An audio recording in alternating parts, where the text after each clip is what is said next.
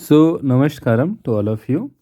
Today we are going to deal the chapter Composite Culture in India or Bhakti Movement.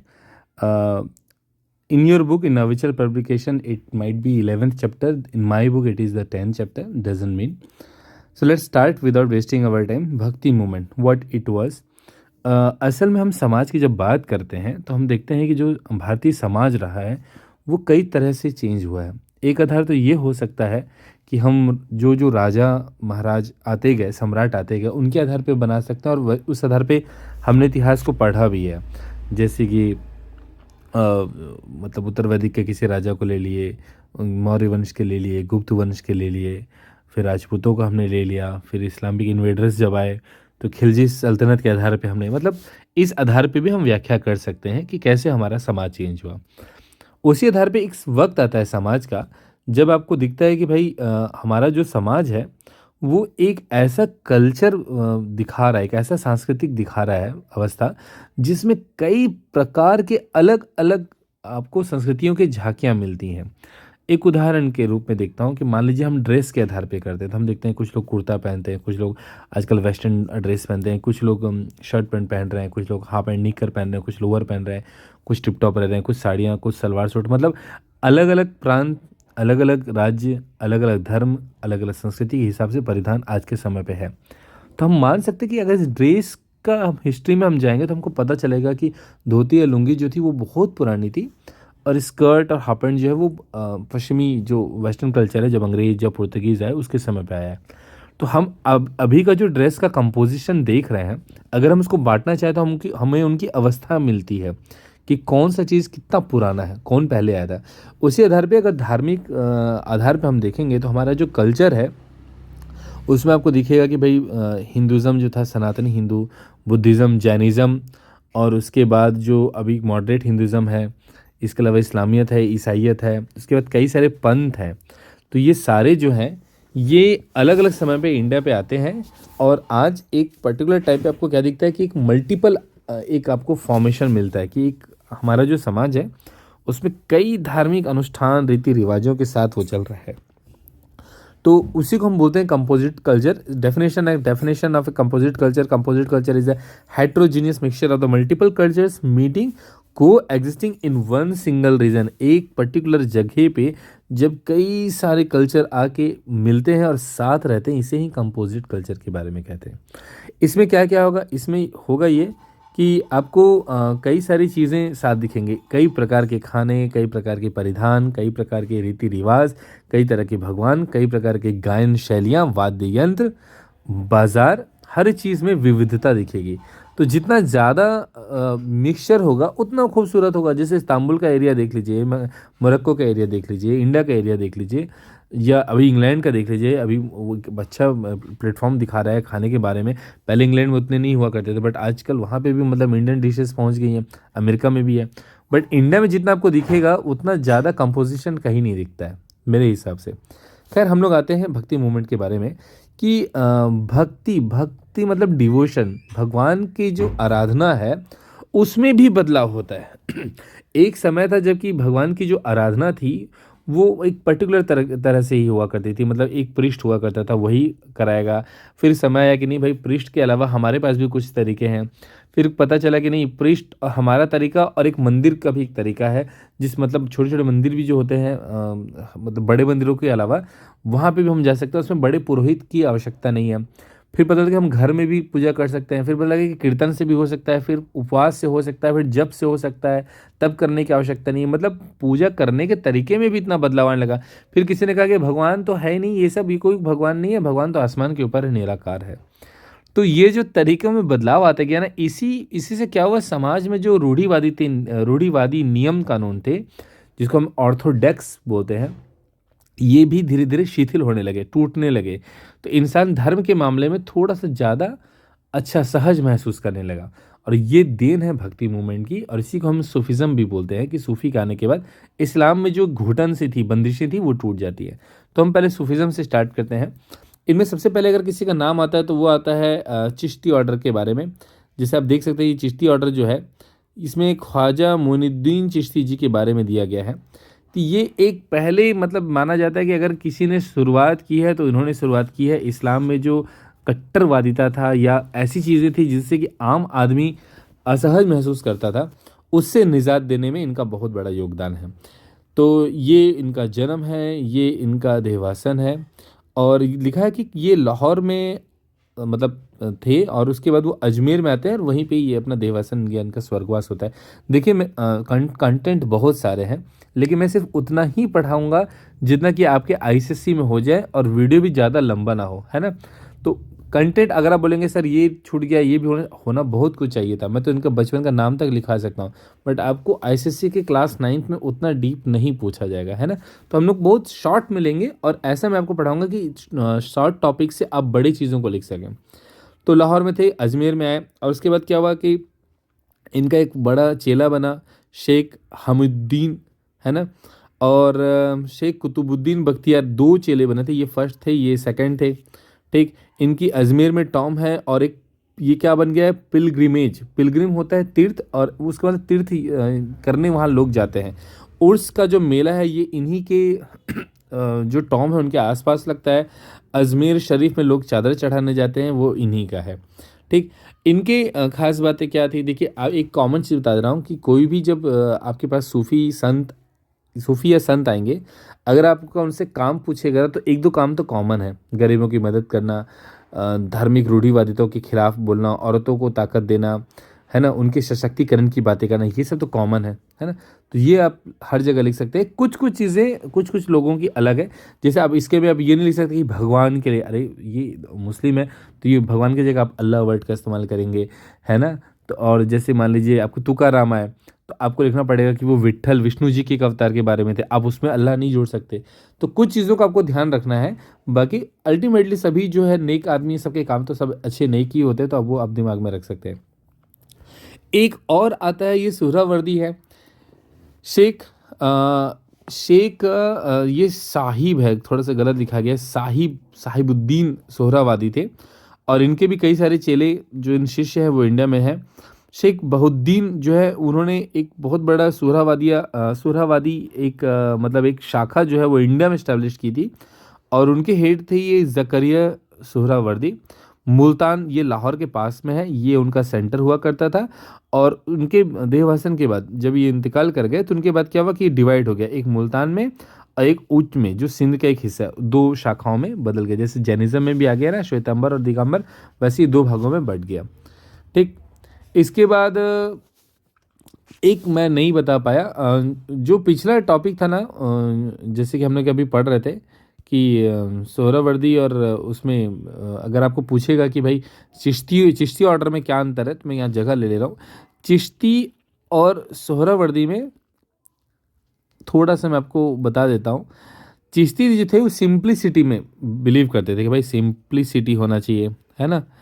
अमीर दिखावा पैसा वैसा का कोई मतलब नहीं है, गरीब टाइप का जीवन होना चाहिए, ज़्यादा उड़ाना खर्चा क्या करना, सादगी में रहिए। जबकि सुहरावर्दी जो थे, है ना, सुहरावर्दी जो थे वो बोलते थे नहीं, जो गरीब है अमीर है वो बात अलग है, अमीर होना भी ज़रूरी है। जब आप अमीर ही नहीं होंगे तो आप गरीबों की मदद कैसे करेंगे? तो पैसा होना भी बहुत ज़रूरी है ना? तो ये सब कुछ डिफरेंसेस थे चिश्ती और सुहरावर्दी जो सिलसिला बोलते हैं, उनके जो आइडियोलॉजी थे उनमें थोड़ा सा फ़र्क था। खैर अब आता है ये नक्शबंदी। ये नक्शबंदी क्या है, सॉरी, तो ये नक्शबंदी क्या है कि भाई ये पीर मोहम्मद जी के द्वारा स्टैब्लिश हुआ था, है ना? ये पीर मोहम्मद द्वारा स्टैब्लिश हुआ था और ये इंडिया में स्प्रेड करता है ख्वाजा बकी बिल्ला के द्वारा दिल्ली के आसपास में, ठीक? दिल्ली के आसपास में ये इस्टेब्लिश होता है और इनके जो सबसे फेमस थे वो थे शेख अहमद सरहिंदी, है ना? उतना आपको डीप नहीं पूछेगा, बस मैंने उनका फ़ोटो डाल दिया है। ये पीर मोहम्मद साहब की तस्वीर है ना? चलिए, इसके बाद ये कदरिया ऑर्डर भी है, ये थोड़ा सा इंपॉर्टेंट है। चिश्ती और सुहरावर्दी के बाद ये एकमात्र इंपॉर्टेंट है जिसके बारे में आपको जानना चाहिए। इसमें मखदूम मोहम्मद जिलानी और नमितुल्लाह 2 लोग थे, है ना? ये इनके मतलब क्या बोलेंगे कि इनके द्वारा इस्टेब्लिश हुआ था इंडिया में। और मुस्लिम नॉन मुस्लिम के बारे में इनका एक अलग सा रुझान था, ये दोनों को समान ट्रीट करते थे। मुस्लिम्स भी इनसे काफ़ी प्रभावित थे और नॉन मुस्लिम्स भी थे। बट इनमें थोड़ी सी कट्टरवादिता थी कि ये म्यूज़िक के थोड़े से खिलाफ थे, अगेंस्ट थे, है ना। ये मानते थे कि म्यूज़िक जो है भोग विलासत का है और उसमें लोग बिखर जाते हैं। बट ऐसा नहीं कि इनके डेसिबल्स उसको मानते हैं, इनके कई सारे जो अनुयायी है वो इसको नहीं मानते हैं। कुछ चीज़ों को मानते हैं, जैसे इन्होंने हरे कलर की जो है देख सकते हैं, ये पगड़ी जैसा जो है टर्बन इन्होंने इस्तेमाल किया है। ये आप देखेंगे इनका जो टोपी है ये भी कुछ अलग टाइप का है, जिसमें आपको एक ईरान का सूफिज़्म का ये एक निशानी है ना। तो वो भी आपको इसमें दिखता है। इनके में दारा शिको, ये आपको याद रखना चाहिए कि शहनशाह जो थे, शहनशाह के जो है ना वो सबसे बड़े बेटे थे दारा शिको, और वो इससे काफ़ी प्रभावित थे कदरिया ऑर्डर से। ठीक। तो भक्ति मूवमेंट में, सॉरी, सूफिज्म मूवमेंट में फिलहाल 4 ये आप अगर याद रखते हैं तो बहुत काफ़ी है आपके लिए एग्जाम पर्पज से। अब हम लोग आते हैं भक्ति मूवमेंट के बारे में। देखिए भक्ति मूवमेंट ना एक्चुअली साउथ में शुरू हुआ था पहले तो, और वो बाद में नॉर्थ इंडिया में आता है। ठीक। बट आपके सिलेबस में साउथ इंडिया का वो टॉपिक नहीं है जहाँ से शुरुआत होती है एक्चुअली। ठीक। तो जो अब मैं बार बार कह रहा हूँ कि हम उसी सिलेबस को लेंगे जो आपकी किताब में दिया हुआ है। तो भक्ति मूवमेंट की शुरुआत आपकी सिलेबस में जो दिया है वो शंकराचार्य है, जो सही है। बट देखा जाए तो शंकराचार्य खुद साउथ से बिलोंग करते हैं, है ना। मेरी इच्छा थी सिलेबस में साउथ के ओरिजिनेशन के बारे में और दिया जाता। हाँ, ये बात सही है कि वो और कॉम्प्लिकेटेड भी हो जाता, लेकिन कोई बात नहीं, फिलहाल ये सिलेबस ठीक है। कहने का मतलब ये है कि जैसे रामायण आप शुरू करेंगे तो रामायण शुरू करने के लिए कुछ लोग सीधा बताते हैं कि भाई दशरथ जी थे और उनको पुत्र नहीं हो रहा था, यज्ञ करते हैं 4 पुत्र होते हैं। कुछ लोग दशरथ के पहले और चले जाएंगे, कई सारे राजवंश का नाम लेंगे, फिर बताएंगे उसमें कि जाति थे, ये थे, वो थे, तब जाके दशरथ आते हैं। फिर तो वो डीप पढ़ाई हो गई, तो वो आपके सिलेबस में नहीं है, इसलिए यहाँ से शुरू हो रहा है। कहने का मतलब है कि डायरेक्ट शंकराचार्य से शुरू हो रहा है। बट अगर आप आगे जाके पढ़ाई करेंगे तो प्लीज़ इसके पीछे का हिस्ट्री भी आप जानिएगा। शंकराचार्य बहुत फेमस हुए, और इनके बारे में छोटी सी कहानी यहाँ पे भी मैं बताऊंगा कि कई बार इनको इम्तिहान देना पड़ा। इनका जन्म तब होता है जब देश में बुद्धिज़्म अपने चरम पर रहता है, और लोग बुद्धिज़्म की तरफ जाते क्यों हैं। देखिए एक वर्ड आता है ब्राह्मणिज्म, है ना। ब्राह्मणिज्म, ब्राह्मण का मतलब नहीं होता है।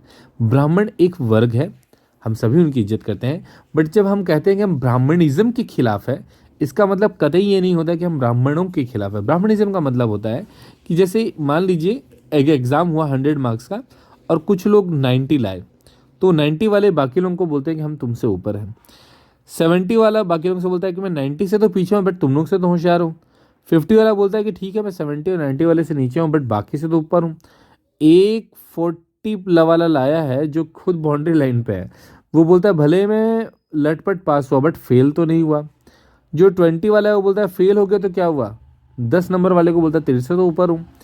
जो 2 नंबर लाया वो बोलता है भाई 2 नंबर लाया चलो ठीक है बहुत गंदा लाया बट जीरो तो नहीं लाया। जीरो वाला बोलता है मैं भले जीरो हुआ बट एग्ज़ाम तो दिया।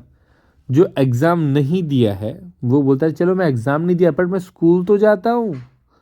अब बताइए इसका अंत क्या है। मतलब ये किस बात का घमंड कर रहा है भाई, जीरो वाला कौन से बात का घमंड कर रहा है, 20 वाला किस बात का घमंड कर रहा है। देखा जाए तो 90 वाले का घमंड करना भी गलत है। ये जो घमंड की प्रक्रिया है ना, इसको हम ब्राह्मणिज्म कहते हैं। इसमें सारे दोषी हैं, कोई टॉप वाला दोषी नहीं है। तो हम ब्राह्मणिज्म के खिलाफ रहेंगे, और हमको होना भी चाहिए। कभी भी हमको किसी भी कारण से किसी को नीचा समझना बेवकूफ़ी और कुछ भी नहीं है। तो बुद्धिज़्म जब इंडिया में फैला उसका सबसे बड़ा रीज़न था कि ब्राह्मणिज्म, मतलब हर वर्ग दूसरे से, मतलब दलित भी खुद दलित है इस बात का दुख नहीं है, उसको गर्व है कि मैं महादलित से ऊपर हूँ। तो ये ब्राह्मणिज्म था। तो इसके चक्कर में क्या था, लोग जो है बुद्धिज़्म की ओर खिसक जाने लगे थे, खिसक गए थे।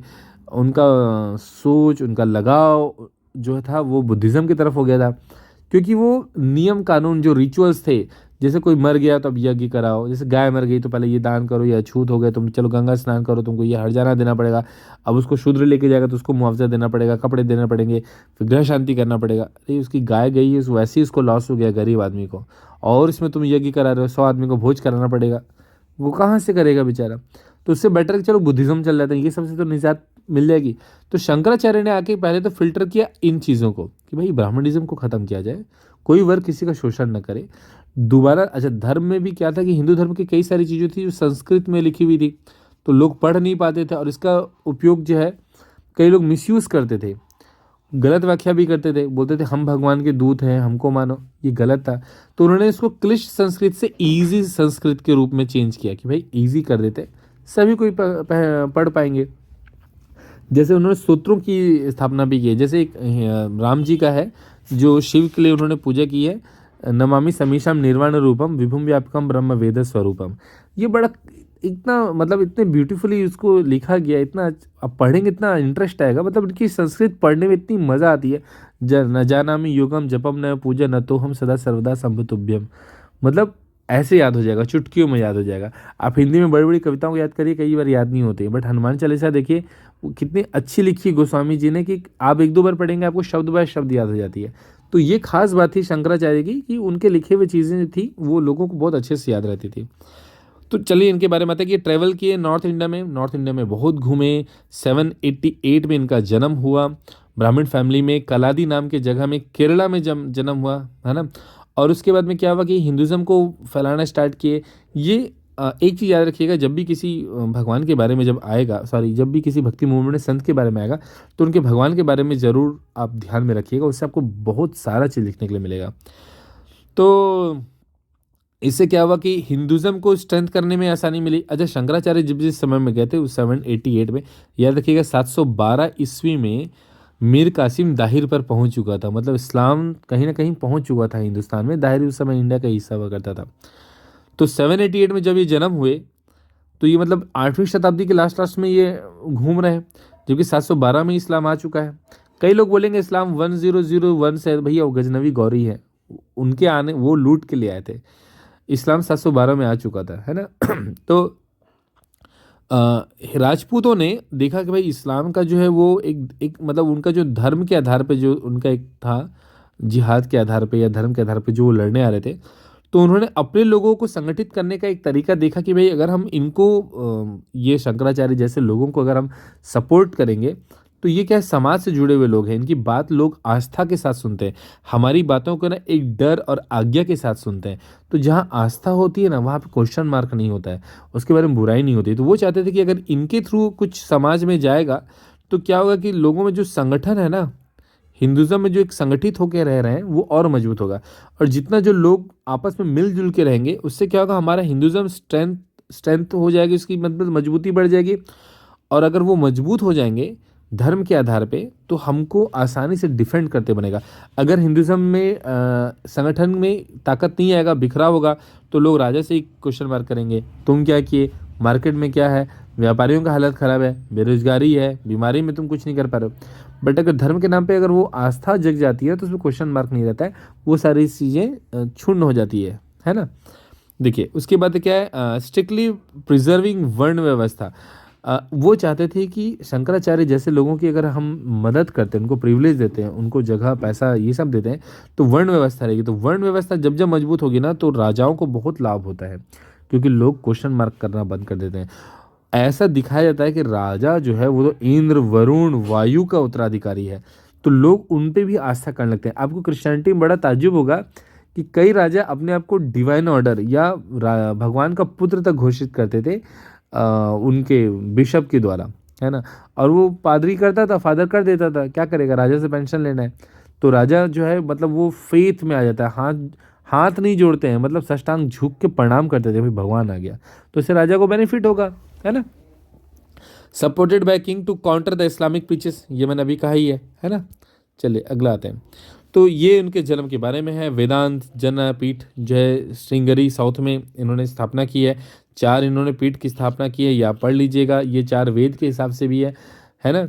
और इसमें से पुरी वाला जो है अच्छा खासा फेमस हो जाता है, आज भी देखेंगे तो पुरी का जो है मतलब बद्रीनाथ भी लोग जाते हैं, बट पुरी जो है वो काफ़ी डेवलप होता है इनके द्वारा जब स्थापना की जाती है 4 मठों का। बहुत सारी कहानियां हैं शंकराचार्य की, आप जब पढ़ेंगे तो आपको पता चलेगा कि मतलब वो मठ के दर्शन शास्त्र के आधार पे ऐसे 4 मठ की स्थापना करते हैं और कहते हैं कि लोगों को पिलग्रिम, है ना, मतलब कि लोगों को तीर्थ करना चाहिए, 4 धाम की यात्रा एक बार करनी चाहिए। कई सारी कहानी है कि एक बार शास्त्रार्थ होता है तो राजा के जो अनुयायी होते हैं वो हार जाते हैं और इनके जो चेले चपाटे रहते हैं जीत जाते हैं। तो इनके चेले चपाटे सिर्फ इसलिए जीते हैं कि एक बार शंकराचार्य ने उन सारे उनके जो चेले रहते हैं उनको कहते हैं कि चारों धाम की बस यात्रा करके आ जाओ। तो जब एक बार कंपटीशन होता है तो क्या होता है कि जो राजा के जो चेले थे ना, जो उनके दरबार में थे, तो कोर्ट के जो लोग थे वो तो सारे वेद के बारे में बोल देते हैं, है ना, उपनिषद के बारे में अच्छा खासा बोल देते हैं।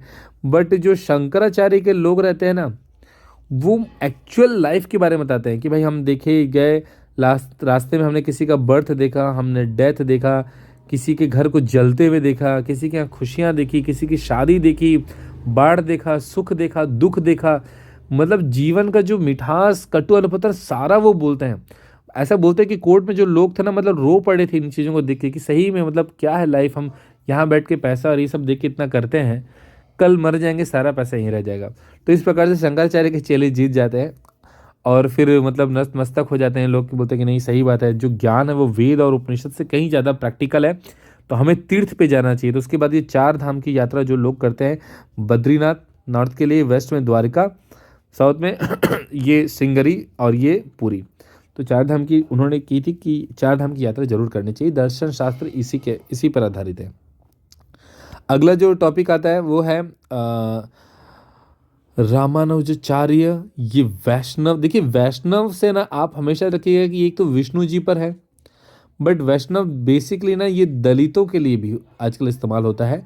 इसका मतलब यही होता है कि हम नीचे कास्ट वालों को कितना ज़्यादा प्रोत्साहन देते हैं, ये उसके बारे से भी है ना। तो आदि के समय में आप दोनों एक ही चीज़ है, मतलब जहाँ विष्णु की बात आएगी तो ऐसा मान लिया जाता है कि वो हरिजन, हरि के प्यारे जो नीचे समाज के लोग थे, वो कहा गया कि वो सबसे ज़्यादा तो हरि के जन हैं, हरि से जुड़े हुए हैं, प्रभुपद से जुड़े हुए लोग हैं। कहाँ पे हुए थे ये नाम पढ़ने में मुझे बहुत दिक्कत होता है, श्रीपुरम बदूर है ना, वहाँ पे जन्मे थे। एजुकेशन उन्होंने श्रीरंगम से हासिल की थी, वैष्णविज्म साउथ में ये फैलाते हैं।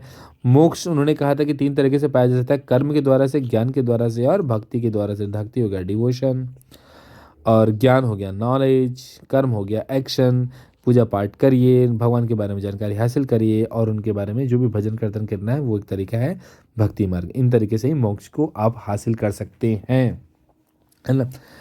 इनके बारे में अगर आपको और पढ़ना है तो आप पढ़ लीजिएगा, बहुत सारी आप किताब में ही दिया हुआ है, थोड़ा बहुत और एक्स्ट्रा वही चीज़ है, इनका कार्य वर्क वही हो जाएगा, है ना। भक्ति के बारे में जो पुरानी सोच है उसको तोड़ना, ये सब इनके बारे में आप अपने मन से लिख सकते हैं, बट ज़्यादा डीप नहीं आएगा।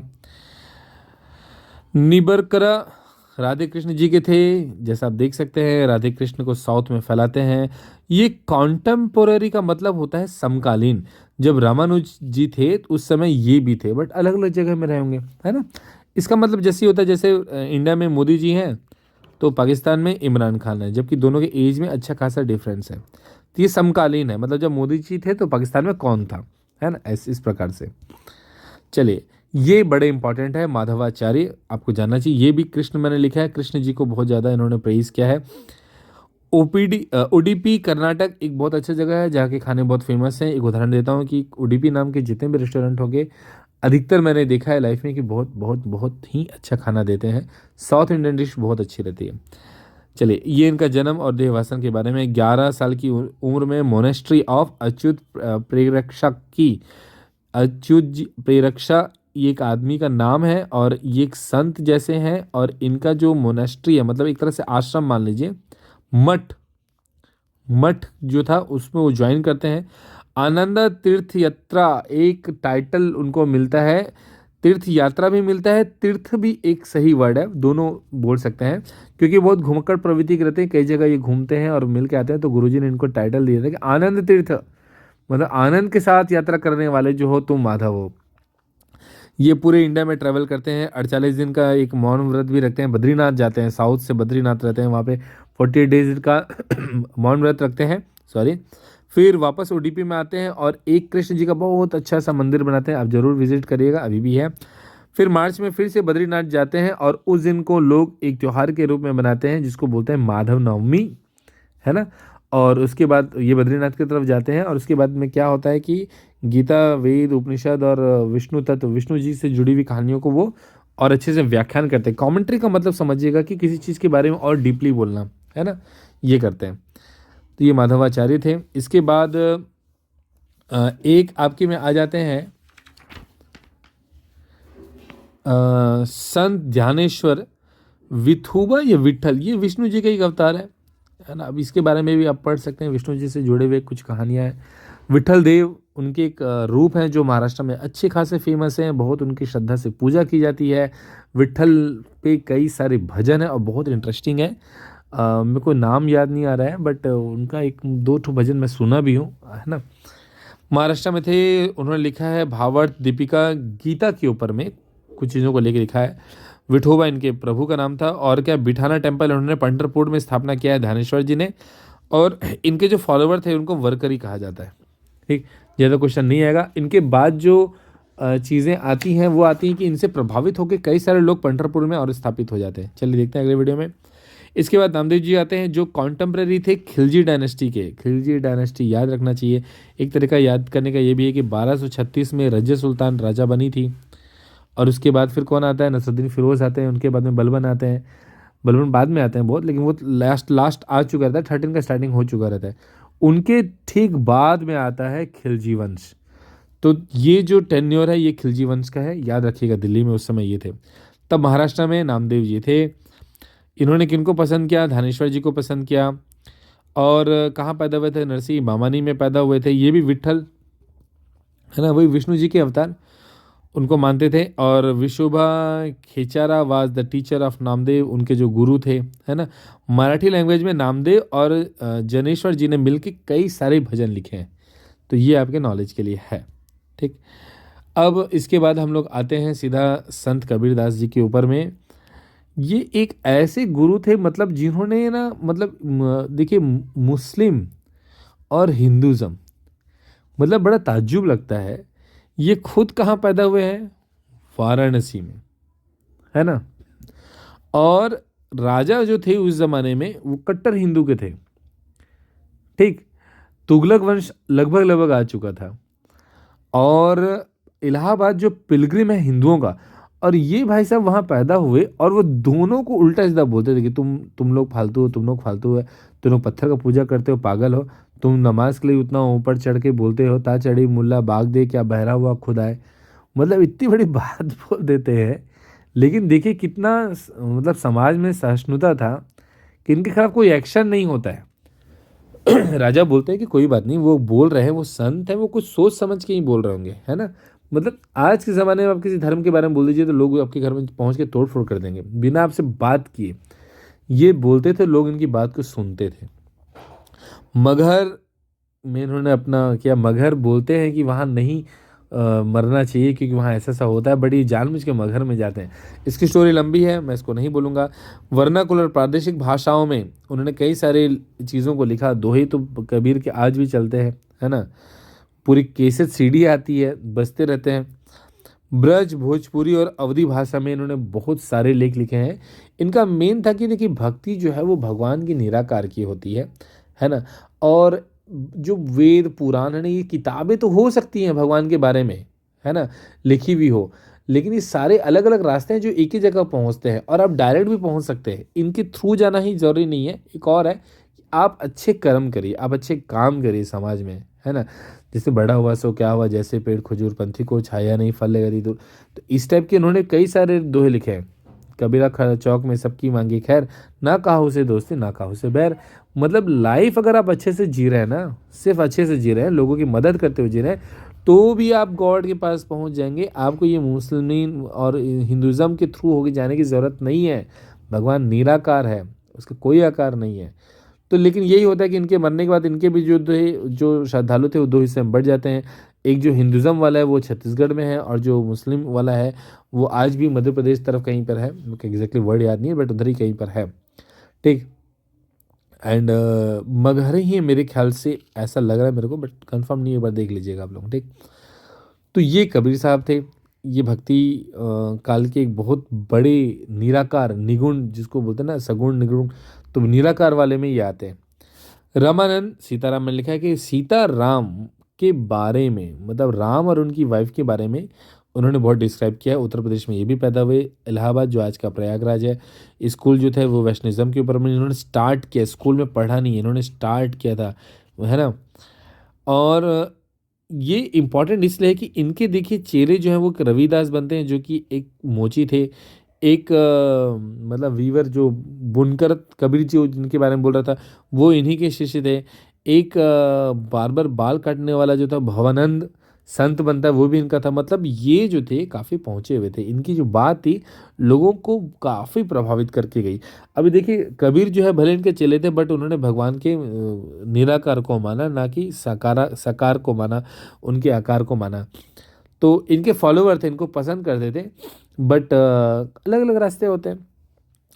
राधा कृष्ण रिप्लेस बाय सीताराम, ये बड़ा इंटरेस्टिंग है, इसको मैं बताना चाहूँगा। पहले क्या हुआ कि जो लव के बारे में जितना भी था ना साउथ में खासतौर पे जब भी फैला, तो लव के बारे में राधा कृष्ण का ही उदाहरण मिलता है। जब आप साउथ में पद्मनाभ जाएंगे तो वहाँ पे विष्णु जी के बाद अगर किसी की पूजा दिखती है उसी प्रांगण में, तो एक मंच पे आपको दिखेगा कि भगवान श्री कृष्ण के प्रेम के ऊपर में कुछ लोग वहाँ पे गाना गाते रहते हैं। शब्द आपको नहीं समझ में आएंगे, मलयाली हैं, बट आपको थीम से समझ में आ जाएगा कि कृष्णा के ऊपर में है और वो राधा के प्रेम के बारे में। तो प्रेम में राधा और कृष्ण का ही एग्जाम्पल आता था। तो रामानंद जी ने पहली बार शुरू किया कि नहीं भाई, प्रेम तो सीताराम का भी है। सीता ने इतना दिन तकलीफ झेला, श्री राम के इंतज़ार किया, राम ने दोबारा फाइट की रावण के खिलाफ, है ना, और फिर सीता जी को वो हासिल करते हैं। एक बार स्वयंवर में भी यही हाल होता है, वहाँ पे भी देखा जाए तो सीता जी को हासिल करते हैं। सीता जी राम के वियोग में जान नहीं देती है, बल्कि इंतज़ार करती है कि मतलब मैं उनके बिना मतलब इस धरती से भी नहीं जाऊंगी। रावण को कहती है कि अगर तुम पास आए तो मैं जो है खुद को कुछ कर लूँगी, लेकिन उनकी प्रबल इच्छा थी कि राम उनको लेके जाएं। और उसके बाद भी इन दोनों ने बहुत कुछ सहा है। फिर एक बार उनका वियोग हो जाता है, सीता जी फिर वनवास में रहती, फिर एक बार तकलीफ काटती हैं और फिर राम जी से मिलती हैं। तो बड़ा इमोशनल इनका लव था, ये उन्होंने प्रेजेंट किया समाज में कि भाई जो मोहब्बत, जैसे इनकी जो प्रेम थी, कृष्ण राधा जुदा हो जाते हैं, नहीं मिलते हैं, और राधा उनके वियोग में तड़प तड़प के विलीन हो जाती हैं। कृष्ण भी बहुत रोते हैं, है ना। तो वे जो प्यार में मिठास और जो विनियोग है, जो दूरी है, वो सिर्फ इन्हीं के में नहीं है, ये भी एक अच्छा एग्जाम्पल हो सकता है ना, जिसमें कि दो प्रेम करने वाले हैं और दोनों मतलब एक दूसरे को पसंद करते हैं और फिर शादी होती है, स्वयंवर होता है। स्वयंवर से ठीक पहले जब पुष्प लेने के लिए सीता जाती है, तो राम भी उसी बाग में रहते हैं और वहाँ पे सीता को बहुत पसंद आते हैं। राम भी सीता को देखते हैं और उनको बहुत अच्छी लगती है, और यही कारण था कि सीता मन में भी मान लेती है कि मतलब जब वो धनुष उठाने जाते हैं तो वो मन में प्रार्थना करती है कि ये उठा ले और इनसे मेरा विवाह हो जाए। तो प्रेम भी है, अरेंज मैरिज भी है, इतना तकलीफ भी है, वनवास भी है, फिर अपहरण हो जाता है, फिर वहाँ पे वो तकलीफ़ और उठाती हैं, 14 साल इंतज़ार करती हैं, फिर इनके साथ वापस आती है, अच्छे दिन आते हैं, फिर इनको वनवास जाना पड़ता है, बट इस बार फिर पति के बिना इनको जाना रहता है। आश्रम में इतना मेहनत कर करके 2 बच्चों को पालती पोसती हैं। कुल मिला के रामानंद ने ये सारे एग्जाम्पल समाज में प्रेजेंट किए to replace the Radha Krishna. इसको ऐसा नहीं सोचना चाहिए कि ये उनके खिलाफ थे, but he just gave one more example, है ना, बस यही बात है। तो इसलिए बहुत इंपॉर्टेंट होते हैं। साउथ में अभी भी राम को लेके एक दो जगह आपको दिखेंगे रामेश्वरम के आसपास, बट ज़्यादा क्रेज जो है वो Vishnu, then Kartikeya, then third Krishna, यही ज़्यादा दिखता है, और देन शिव का आपको दिखेगा, शैव संप्रदाय का। खैर, इसके बाद गुरु नानक आते हैं। गुरु नानक जी के बारे में बोलने के मेरे पास कोई मतलब ही नहीं है, ऑलमोस्ट हर बच्चा जानता है। तलवंडी जो आज पाकिस्तान में है, वहाँ पर इनका जन्म हुआ था। करेक्टर, कंडक्ट एंड एथिक्स, है ना, हमारी सोच, विचार, आचार, व्यवहार और हमारे चरित्र से ही हम भगवान को पा सकते हैं। एक यंत्र था रबाब, उसमें बजा बजा के ये गाना गाते हैं और भगवान के बारे में अच्छे अच्छे शब्द लिखते हैं, है ना, कि भगवान ऐसा है, भगवान वैसे हैं, भगवान किस तरीके से पाया जा सकता है, भगवान वैसे नहीं जैसे तुम समझते हो, भगवान इस तरीके से हैं। इनके डिसिपल मर्दाना, इनका नाम एक्चुअली में मर जाना था। ये भी बहुत स्टोरी है, बट रीज़न नहीं बताने का वही है कि आपके सिलेबस में नहीं है। एक बच्चा जो था जिसकी मम्मी को लगता था ये मर जाएगा, तो इसका नाम मर जाना था। तो उन्होंने उनको गुरु नानक जी ने ले लिया और बोला कि तुम इसे मुझे सौंप दे, मैं बोल रहा हूँ ये कभी नहीं मरेगा। तो इसका नाम था कि मर्दाना, मतलब बोलते हैं ना, जैसे मर जानी बोलता है ना, तो ये वही मर जाना है। और इसका अपोजिट है मर्दाना, ना मीन्स नो, मर्दाना मरेगा नहीं ये। तो ये इसका नाम उन्होंने रखता है और वो बहुत साल जी भी जाता है। तो वो इनका डिसिपल रहता है। लेकिन एक्चुअली जो अगले बनते हैं वो अंगद देव बनते हैं, मर्दाना जी नहीं बनते हैं। खैर, उन्होंने एक चीज़ की इम्पोर्टेंस दी कि गुरु जो होता है वो एसेंशियल होता है गाइड करने के लिए, इंसान को सही रास्ते में ले जाने के लिए गुरु की आवश्यकता होती है, just like me, thank you. तो नहीं, गुरु कोई भी हो सकता है, स्कूल में पढ़ाने वाला टीचर ज़रूरत नहीं है, कोई भी एक अच्छा आदमी जो आपको सही रास्ता बताता है वो आपके लिए इंपॉर्टेंट है। बट एक गुरु होना चाहिए। गुरु के नाम पे मोहल्ले में किसी अपने से बड़े आदमी को अपना गुरु मत बना लेना, वो आप खुद तो डूबेगा, आपको डुबा देगा। तो अंगद देव जी वो उनके उत्तराधिकारी होते हैं और गुरु नानक जी के लिखे हुए जितनी भी चीज़ें थी वो आदि ग्रंथ बन जाती हैं, उनकी एक पवित्र किताब है। ठीक, खालसा उलसा के बारे में उन्होंने जानकारी दी थी और फिर वो बाद में वो आता है। खैर, उतना आपको डीप नहीं पढ़ना है। एक बहुत बड़ा नाम जो है वो चैतन्य महाप्रभु का है, श्री कृष्ण के लिए। देखा जाए तो भक्ति मूवमेंट में 2-3 लोग बहुत ज़्यादा फेमस हैं। जैसे हमने रामानुज जी को देखा, रामानंद को देखा, जैसे हमने अभी कबीर को देखा, गुरु नानक जी को देखा, चिश्ती मूवमेंट में मोइनुद्दीन चिश्ती को देखा। ठीक वैसे ही बहुत बड़ा नाम है चैतन्य महाप्रभु का। बंगाल,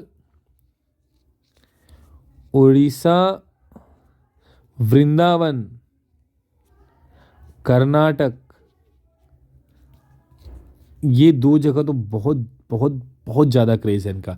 कृष्ण के बारे में इतने गज़ब-गज़ब के भजन लिखे हैं इन्होंने। बंगाली में आप सुन लेंगे ना, मतलब या उड़िया में भी है, इतने प्यारे वर्ड हैं लिखे हुए ना, तो सुनने में बड़ा गज़ब लगता है इनके भजन जो भी है। जन्म हुआ था वेस्ट बंगाल में, डेथ हुआ है पूरी उड़ीसा में। कई सारे बीच के बीच में आपको चैतन्य महाप्रभु के स्टैच्यूज़ भी मिलेंगे। और ईश्वरपुरी से ये मिल लेते हैं गया में, और उन्होंने कृष्ण का मंत्र दिया था, इनको कहा था कि आज से तुम कृष्ण भक्त होते, कृष्ण के बारे में आप फैलाइए। नेमाई इनके बचपन का नाम था, ये इनका घर का मतलब एक्चुअल नाम था। कीर्तन एक भक्तिमय गाना सॉरी सैंग डिवोशनल्स, भक्तिमय गाना जो शुरुआत करते हैं कीर्तन के द्वारा, वही उनका बोला था कि ये जो गाना है ना, इसको गा के भी आप भगवान की आराधना कर सकते हैं, इसको सुन के भी कर सकते हैं। You don't need to go to the temples, you don't need to do the fast, बस ये सब करिए, ये भी काफ़ी है। और इन्होंने क्या किया कि लव किसका, राधा कृष्ण का बहुत फेमस किया है ना। Inspired the poem of Jayadev and Chandidas, Chandidas और जयदेव की कविताओं से खास से प्रभावित हुए। उन्होंने कृष्ण और राधा के प्रेम को सब जगह पहुंचाया। मीराबाई एक फॉर्मेलिटी है, मैं लिख दिया हूँ, सब जानते हैं मीराबाई के बारे में, कैसे उनकी शादी हो जाती है राणा संगा के बड़े बेटे के साथ में, लेकिन फिर वो बाद में मर जाते हैं। तो पहले ही कृष्ण को लेके बोलते हैं, गोद में ही वो कृष्ण जी की मूर्ति को लेके 7 फेरा कर चुकी रहती है पति के पीछे पीछे चलते चलते। तो इसने कहा था कि मेरी शादी तो कृष्ण से भी हो चुकी है ना, मानसिक रूप से, शारीरिक रूप से आपसे हुई है। बहुत ज़्यादा फेस करती है, मैन डोमिनेंट सोसाइटी में बहुत ज़्यादा फेस करती है। कुछ लोग बोलते हैं पागल है, गलत औरत है, उसको प्रताड़ित किया जाता है, कुछ लोग उसको जहर भी देते हैं। तो उसमें एक लाइन है कि क्या है, मतलब जहर उसको मिलता है तो पीवत हासी, मीरा हासी रे, मतलब मीरा को पता रहता है इसमें जहर है, फिर भी पी लेती है और वो मरती नहीं है। तो ये एक खासियत है मीराबाई की, कितना ज़्यादा डूबी थी कृष्ण के प्रेम में। लेकिन कृष्ण के लिए जो उनका प्रेम था वो डिवोशनल था, मतलब इसमें क्या था, भक्ति वाली बात थी, है ना, भक्ति के साथ वो डूबी थी उसमें। ऐसा कुछ नहीं था कि मतलब वो मतलब एक कुछ चाहत होती पाने की, नहीं, मतलब वो भगवान तो बहुत पहले ही जा चुके हैं इस दुनिया से, जब अवतार लिए तब तो कोई भी नहीं रहा होगा इनमें से जिनके बारे में बात कर रहा हूँ। बाद में एक मूर्ति में ही भगवान के बारे में सोचते रहती है, बस वो कल्पना में जी के इन्होंने अपने जीवन को ख़त्म कर लिया, इतना ज़्यादा डूब चुकी थी। रामदास जो थे उनके गुरु थे, और कृष्ण से जुड़े हुए इन्होंने इतने अच्छे अच्छे भजन और कविताएं गाई हैं। बोलते हैं बहुत अच्छी आवाज़ के साथ गाती थी ये, और जब गाती थी तो खासे लोग सुनते थे। एक नाम और है, आपके बुक में नहीं दिया है बट मुझे लगा आपको पढ़ना चाहिए, मिलन मोहंता जनाबाई। ये साउथ की थी, मतलब कर्नाटक की थी, और ये दानेश्वर, नामदेव, एकनाथ और तुकाराम जिसे काफ़ी प्रभावित थी, है ना। तो ये मैंने बना दिया है, साउथ में आपको पढ़ना होगा तो कहानी पढ़िएगा, बड़ा इंटरेस्टिंग है। ये विष्णु जी के अवतार हैं। विष्णु जी की खासियत है कि जब भी उनके जो बनते हैं ना अवतार, वो बहुत खूबसूरत बनाए हैं पेंटिंग में भी, है ना।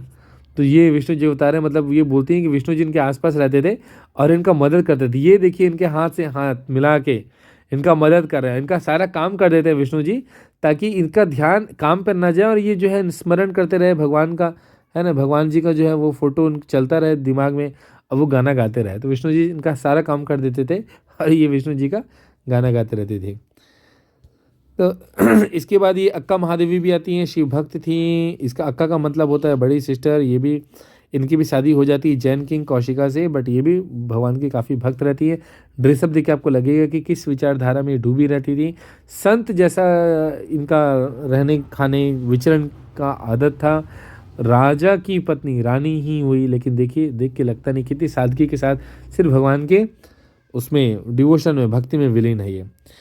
ये लाल देव भी है, इसके बारे में नहीं दिया हुआ है, कश्मीर की थी। मैंने यहाँ पे पूरा ब्लैंक छोड़ दिया क्योंकि सिलेबस में नहीं है, बट मुझे लगा कि एक दो नाम दे देता हूँ ताकि आपको लिखना चाहें तो आपको लिख सकें। इसके बाद भक्ति मूवमेंट आता है मुगल के समय में। जब मुगल आते हैं, मतलब मुगल 1226 के बाद का समय, उस समय कौन थे? तो एकनाथ जी हुए। 11th बुक लिखा है उन्होंने भागवत गीता के ऊपर में, और कमेंट्रीज लिखी हैं कई सारे रामायण के ऊपर में। रामायण के कई सारे किरदार और दृश्यों के ऊपर में उन्होंने बहुत सारी चीज़ें लिखी हैं पढ़ने लायक। तुकाराम अच्छे खासे फेमस थे। इन्होंने भी विट्ठल की पूजा की है। एक अनाज के व्यापारी के घर में इनका जन्म होता है। देखिए 1598 में लिख चुका हूँ। 1526 मुगल फर्स्ट पानीपत का युद्ध होता है। 1555 हुमायूं दोबारा आते हैं। 1556 पानीपत का द्वितीय युद्ध होता है, और ये अकबर का रिजम है। तो उस समय में ये महाराष्ट्र में पैदा होते हैं। अपनी पत्नी और बच्चों को गंवाने के बाद, वाइफ्स मैंने लिखा है, इनकी 2 पत्नियां थी, अकाल में वो उनका मतलब देहांत हो जाता है। उसके बाद ये और भगवान के उसमें रम जाते हैं। मूर्ति पूजा का विरोध करते हैं, और गायन भजन के द्वारा वो मानते हैं कि भगवान को पाया जा सकता है। सेरेमनीज, पिलग्रमेज, और ये मैंने कुछ गलत लिख दिया है ना, सेक्रीफाइसेस एंड फास्ट, है ना। तो ये चारों चीज़ों के खिलाफ थे। ये बोलते थे ये सब करने का कोई ज़रूरत नहीं है, आप भगवान को सिर्फ गा के भजन के द्वारा भी हासिल कर सकते हैं। बेजुबान भी तो भगवान को उतना ही मानते हैं ना, तो आपको जरूरी नहीं, ये भी करिए। दोस्तों who want to do they are just most welcome, but you are not able to do, तो कोई ज़रूरत नहीं तीर्थ करने का, इतना दूर जाने का। घर में रह के भगवान को याद करिए, आपको भगवान मिलेंगे। विट्ठल जी की पूजा करते थे, ठीक है। इसके बाद एक रामदास आते हैं, यमुना के किनारे में ये थे, राम जी को मानते थे। दशोबोधा इनकी किताब की नाम है, और ये शिवाजी ने अपना गुरु माना था, ठीक।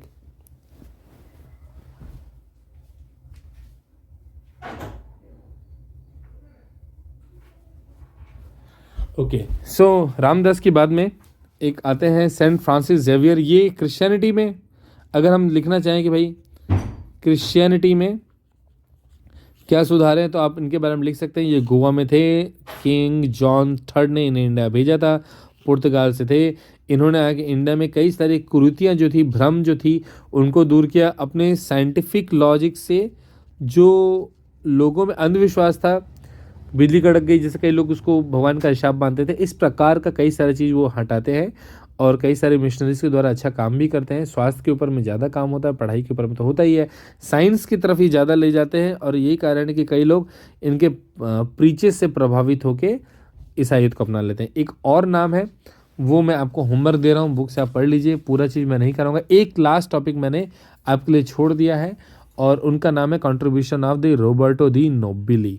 तो एक यहाँ पे करिए, यहाँ पे चैप्टर कंप्लीट हो जाता है। अगर आपको कोई भी डाउट है तो नीचे में आप कमेंट करके छोड़ दीजिए, मैं पढ़ते के साथ कोशिश करूँगा ज़रूर उसका उत्तर देने के लिए। Thank you and have a great day.